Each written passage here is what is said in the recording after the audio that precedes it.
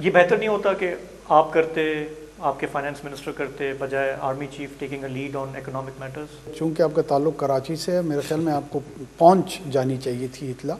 یہ سب سے پہلے میں نے لیڈ لی تھی، اور ہم نے اور فائنانس منسٹر نے کراچی میں گورنر ہاؤس میں کوئی لگ بھگ 200-250 جو انڈسٹریلسٹ تھے شہر کے اور وہاں سے ریلیٹڈ جو بلوچستان کے بھی انڈسٹریلسٹ ہیں، ان سے ملاقات بھی کی تھی، اور بڑی ڈیٹیلڈ ایک انٹریکٹیو سیشن بھی ہوا تھا.